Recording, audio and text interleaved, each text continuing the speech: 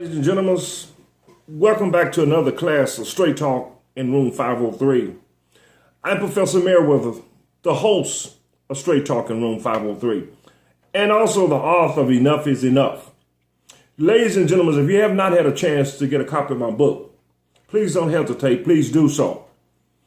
I'm having some technical problems with my website, but I should have it up and going by this time next week. But you can go to Amazon. You can also go to Barnes & Noble. You can get this at Books A Million. You can get a copy of my book. If you make contact with me as well, I'll make sure that you get a copy in your hand. Ladies and gentlemen, Enough is Enough is about the failure of public education. I'm so glad that we have an opportunity this week to come to you again and talk about public education. I have a lot of information that I want to disperse to the class today. I hope that you will allow me to move around a little bit, because so much is up in here that I need to get out to you, because public education is one at its all-time low. Ladies and gentlemen, let me tell you this. I don't want to ever come to you and talk about the problems in public education and not be able to give you some solutions. There are some solutions to improving public education. First thing, we got to do what the Bible says. The Bible says, seek ye first the kingdom of heaven and all of his righteousness, and all other things will be added. That includes public education. If we put Christ first, public education will do much better. But what do? We took prayer out of the schools. You couldn't pray openly. Teachers would lose their jobs. It didn't stop me, because from the time that I opened the first alternative school in 1985, up until 2006, we prayed every day. I led the prayer. I know what the Constitution say, but I'm going to put God first, just like he said, because I know the blessings that have come to me. And all of the superintendents knew that I was praying, ladies and gentlemen, and they are alive. They said that they didn't know, because I told them. I would rather be unemployed than unable to not be able to praise my God and to pray with my students and tell them there is a God. A lot of my students got saved. I attended their baptism. I would tell my students, I'll go anywhere wholesome but the house of prostitution and the dope house. But further than that, you call on me. I'll be there with you. When you go and get in Bible class, call me. When you give your life to Christ, I have showed up for my students. When they needed prayer, I prayed with my students, make no bones about it. And now I'm retired and I'm still praying for them. But ladies and gentlemen, you know, the problems that we have, and we got elections coming up, and you got election coming up in your city. One of the solutions to improving public education is to hire and vote for board members that are going to represent all children, not just a few children. We got to also make sure who the superintendent is. He and she is coming in with a hidden agenda, and all of our kids are not on that agenda. Ladies and gentlemen, we got to make sure of the books that they're reading. They got some hideous stuff in those books, and we're allowing it. You know, we fought so many times, at least they fought so many times, to keep Black history out of the textbooks. But we can learn about George Washington, who told a lie. And we can learn about different other politicians and people of history and historians that did not do what they said that they was able to do. But ladies and gentlemen, now there are some religious organizations that are creeping in with some stuff that are turning Christians toward their religion. You have to be careful when you mistreat people and you try to keep information from all people. But ladies and gentlemen, that's another thing. We need to make sure of the teachers that we hire. We have a process of hiring teachers, and we're just putting them into the classroom. They are not more trained than my dog is trained to go and run a class. Ladies and gentlemen, we got to be careful who we put in the classroom with our children. Just because you went to a 4-year college and then you come out with a teaching certificate or diploma in your hand doesn't mean that you are a teacher. Teaching is a calling, and we got to start looking at it as a calling. Just to show up and say, oh, you got your certificate, you Miss So-and-so daughter, you Mr. So-and-so son, come on into the classroom. Ladies and gentlemen, that's wrong. So we got to look at the teachers that we hire. We got to look at the textbooks that we're putting in the hands of the student. We got to look at the curriculum, the standards. We got to look at the builders, the cafeteria workers, the custodians. We got to look at the whole 9 yard, a holistic approach. That's why we're failing in public education. But the private school students and the people who started private school, they weren't like public school people. They said, we're going to serve God. We're going to have Bible class taught in our schools. We're going to flourish. We're not going to do like it. And they got up and left. And ladies and gentlemen, ask them if you don't think in your hometown. In private school, not only do they have, the school is named Jackson Christian School, Sacred Hands of Jesus. They are preaching and teaching the Bible class in the private schools. And kids are coming out of public schools, going to private schools, and doing better because prayer is there. Ladies and gentlemen, we have what's called early cancellation. If you have ADT or any other security service, and you terminate that contract before the time is up, or you purchase rent an apartment and you move out before your lease is up, or you go with AT&T, and you cancel your service, you have an early cancellation. Ladies and gentlemen, we are hiring public school teachers. And once we get them trained and put all of that money into them becoming fine teachers in public education, guess what happened? Private school get them. That's what happened in my hometown. They picked the most effective teachers out and pulled them out year after year. They pulled them out when they had Madison Academic. They pulled them out when they had Northside Academy in my hometown. And they're doing the same thing in your hometown. Wake up. You should have built in the contract that if I come to your school system and I have to stay a certain number of years, and that's called investment, ladies and gentlemen, you know the word, but that I can come in and then this academy comes and say, Mr. Merrill is a wonderful teacher, and we need him in our system, and they bring me over from public school, leaving behind those kids. My students need effective education and quality of education just like in the private school. We're asleep at the wheel, and the private school people, they're waking up and they're getting the best teachers out, and we leaving behind some teachers that does not want to be there. Now, we do have some that are superb teachers, and they're wonderful teachers in teaching, but they don't want them because they're picking and choosing who they want for their children. Ladies and gentlemen, that is wrong.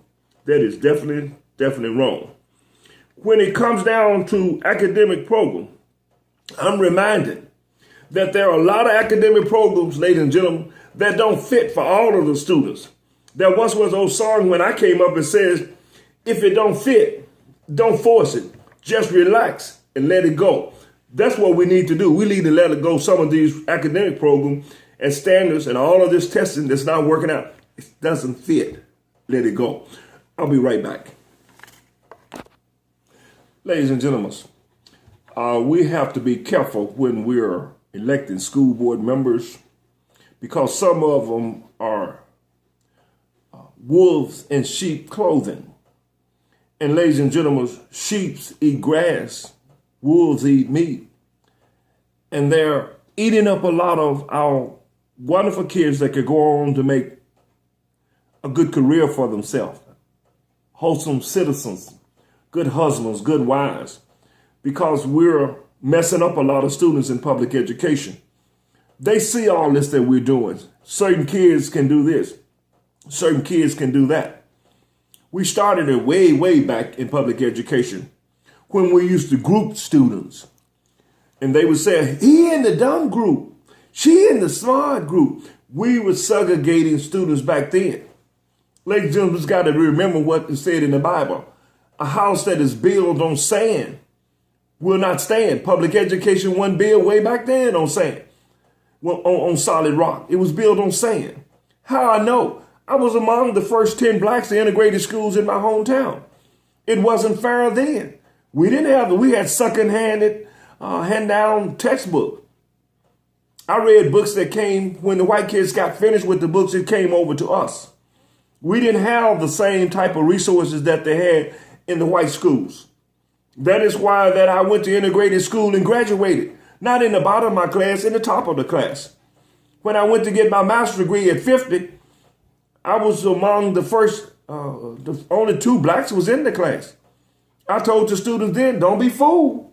Just because I'm 50 and you're 20-something. If you're going to draw circles around this old man, you're wrong. I'm anointed and blessed. I'm going to pass this class and be in the top percentage of the class. And you can ask anyone that was in my class, of my master's degree class, was I at the bottom? I was at the top. I'm determined that nobody and nothing can hold me back. That's what you got to instill in your children. Nothing can hold you back. You're blessed. You're anointed. You're a gift. Go forth and get a good education. Go forth and then share it with someone else. That's how the process goes. So, ladies and gentlemen, don't be fooled by all of these people that's talking and sounding good. Oh, she sure can articulate well. Whoa, she came from a good family. Whoa, she has a good home. Whoa, drives a beautiful car. Ladies and gentlemen, only what you do for Christ will last. That don't mean anything. Ladies and gentlemen, let's move on. Now, I met with a young lady in Savannah, Georgia this week. Blew my mind what we talked about. She talked about that there's a 200 teacher shortage in Savannah, Georgia. And she went on to tell me that in order to fill the teaching positions, that they had to resort to some things that wasn't favorable. I asked her, what do you mean? She said, well, if you want to be a teacher in Savannah, Georgia, you can become a teacher in 6 months. What? She said, if you desire to teach, you let it be known that you want to be in this program, this 6-month program. And then you can go into the classroom tomorrow. Why are you getting the training for this 6 months? Then in 6 months, they will hand you a piece of paper that says you have a teaching certificate. You can now teach math, science, and social studies. But that's not private schools, public school. Shh. Only in public school can you do that. Try that in private school. See how long you'll be standing there in front of the headmaster. Ladies and gentlemen, that's ridiculous. Listen, on this Saturday in my hometown, they had what's called a county K5 run. And 140 people showed up in 40 degrees temperature to run, to raise money. This marathon was to raise money so that they could build a hay barn for horses. Don't get me wrong. I love horses, and I had some horses. I enjoy horseback riding. But ladies and gentlemen, when 140 people would show up to run a race to build a hay barn for horses, but in my hometown, and if you check, it's happening in your hometown, but in my hometown, if I would go to the board meeting, there was 140 parents at a board meeting, at a public school board meeting, I would think we're running some type of marathon. Very seldom when I go there, it's only 15 or 20 people. Unless it's a crisis situation going on, then they'll pack the hallways. But ladies and gentlemen, it's important that we attend school board meeting each time we have a school board meeting. It's important what's going on. But we stay at home. Not just the social economic people, but we're talking about the upper class, the echelon, the elite people, as they say. They don't show up either. One reason most of them don't show up, their kids attending private school. But then we have the middle class and the lower class. They don't show up at school board meeting. They say, well, they're going to do what they want to anyway, and you're exactly right. If you don't show up, they're going to do exactly what they want to do. Ladies and gentlemen, listen to this. Excuse me for rumping up the paper and everything. I got just so much to tell you. I just get excited. It says right here, Green and Wright, a blog of a college of education at Michigan State University, highlighted that in 2015, some states held local school board election that went uncontested. Let me slow that down. In 2015, you do know that this is 2016. that in several states, school board local election went uncontested, meaning nobody ran against them. In New Jersey, for example, 805 school board seats went uncontested. You heard me right. 805 school board election members running for the school board went uncontested. Nobody ran against them. Does that mean that we got that many people doing right, and why is public education failing so much? Of those seats, 130 had no candidate at all. Of the 105, 130 of them didn't have people that even thought enough about public education to even run. And then you're wondering why public education is failing. Ladies and gentlemen, let me say it straight. Let me get it straight to you in straight talk. We have too many so-called Christian, outstanding people in the community that frankly just does not give a damn. You heard it first. Straight talk in room 503. I'll be right back. Ladies and gentlemen, I'm back. We got to get out of here. The clock on the wall said, Professor, it's time to close class. Let me do this and come at you straight before we close out class. Maybe in public education, we're failing because we have an opportunity. Maybe it's a setback for a setup for a comeback. It's time for public education to have a comeback. So, ladies and gentlemen, have you ever wondered why I can't get this promotion? Why I can't get this job? Why my children are going astray and turn into drugs and violence? Why is it that we can't make our mortgage payment? Why am I living from paycheck to paycheck? Why is sickness all in my body? Have you ever stopped to wonder? Maybe it's because I'm not doing right. Do you know that God can open the eyes of people that are blind and they see you? They see you, blind eyes are open, and they start seeing, you start getting promotion, you start getting advancement.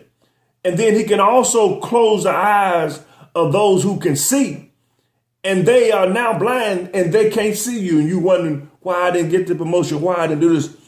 Maybe you didn't treat a child right. Maybe you didn't fight for a child to get a quality education. Maybe you didn't stand up for a child. Maybe you didn't tutor. Maybe you're at home and doesn't have been blessed to be retired and not willing to come back and volunteer. Always got your hands out. You want some favors. You want some money. Baby, everything you do, only what you do for Christ will last. You need to get up and volunteer. You need to go to school board. You need to look at the textbooks that are coming in. Ladies and gentlemen, they're talking about computers being put in the hands of all students. All students are not trained to use a computer. They know how to go to Instagram, Facebook, social media, Twitter. They tweeting and going on. But ladies and gentlemen, do they know how to use it for academic purposes? That's going to be the downfall. I think there's some people thinking, well, we'll just get every child. He's going to be on there playing games, doing this and going to places he had if you don't know how to regulate it. We got people that don't know how to teach our kids in the first place. And we got some that's doing a fantastic job. And guess what? Nobody recognized them for nothing. Ladies and gentlemen, we're talking about the seeds the seeds that you sow. You have to sow some good seeds. Good seeds, when they're sown on fertile ground, according to the Bible I read, it'll come up. But seeds that are sowed on stonish ground, they won't pop up. They just come us real spurred. But what we're doing, we're separating kids. Oh, this Miss So-and-so child, this Miss So. The Bible said, let the wheat and the tare grow together, and he'll do the separate. We need to give every child an opportunity for a quality education. We talk about we don't have this and we don't have that. Ladies and gentlemen, God has given us everything we need. I dare you say that God has not blessed you and not given you what you need. Whatever position that you're in, God has put the right things in your life, the right people, the right tools for you to be successful. So it's because we are wicked. And he says until we turn from our wicked ways, he won't heal the land. Our land is sick because we're treating different kids different ways. Talking about certain parents. Oh, they just having a lot of babies and everything. You would have had a lot of them if someone had made sure that you didn't get pregnant all the time. Ladies and gentlemen, we got to make sure that we treat everybody right. I got to get out of here. The clock on the wall says we got to get out of here. Ladies and gentlemen, as I close this class, make sure that you live your life as if this was the last day of your life, because one day it will be the last day. And I wonder how would the book of life write your life down? What would it say about you? He cared about all students. He made sure that every child got a quality education. He made sure that they knew about me, God. They didn't take prayer out of the schools and then I sit back and said nothing and allowed it to happen. But ladies and gentlemen, I am your host, Morris Merriweather, the professor of Straight Talk in room 503. I'll see you next week. And until then, remember that God loves you and so do I. And make sure that you're doing all you can for public education. Ladies and gentlemen, until then, get a copy of my book. And if not, ladies and gentlemen, remember that if we don't do anything, public education will have the same effect that global warming is having. And you know how global warming is affecting us now with the tornadoes and flooding and what have you. Ladies and gentlemen, so we're going to leave public education out there until it gets unbearable for all of us. Ladies and gentlemen, take care, and we'll see you next week.